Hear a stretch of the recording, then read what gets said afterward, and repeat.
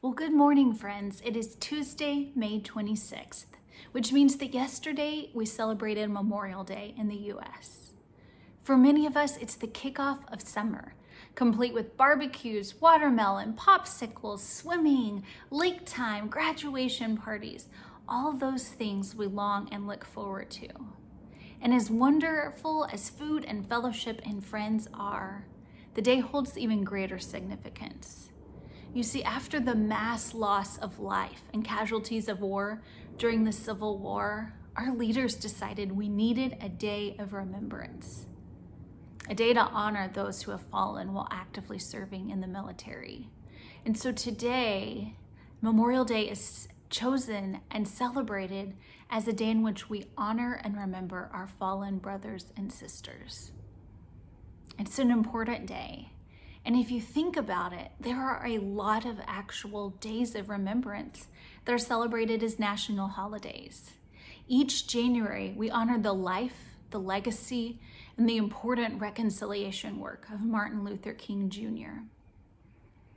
Every July 4th, we celebrate the independence that we have as a country and our nation's founding.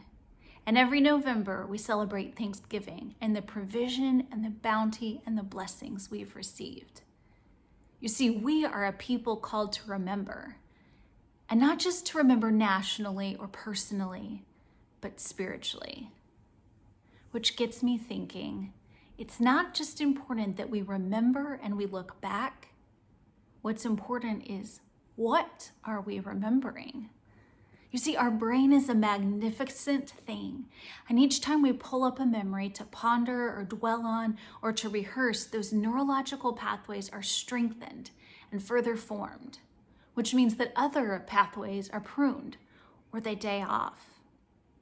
So literally, what we are thinking not just changes our brain mapping, but it changes our thoughts and our behavior as well.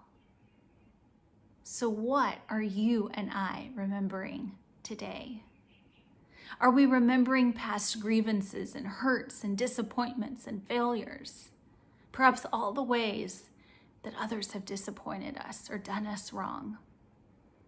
Or are we choosing to remember God's provision, His blessing, and His love in our lives?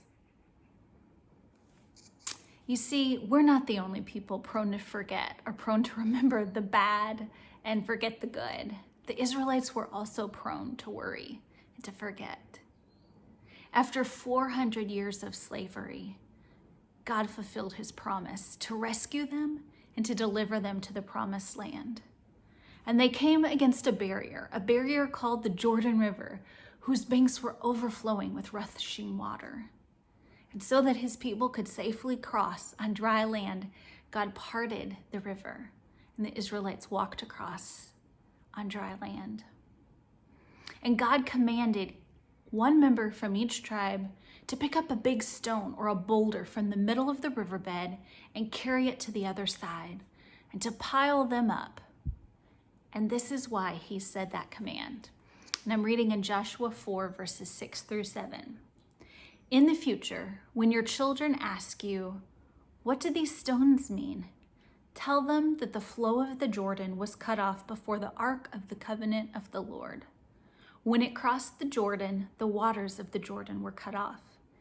These stones are to be a memorial to the people of Israel forever. In other words, God knows that we're a forgetful people, that we're apt to forget His goodness, His love, His faithfulness, and His provision. And so with loving kindness, He gave the Israelites 2 instructions. And the first was this: when you pass by this physical, concrete, tangible reminder, personally remember me. Remember me is your God of rescue and redemption.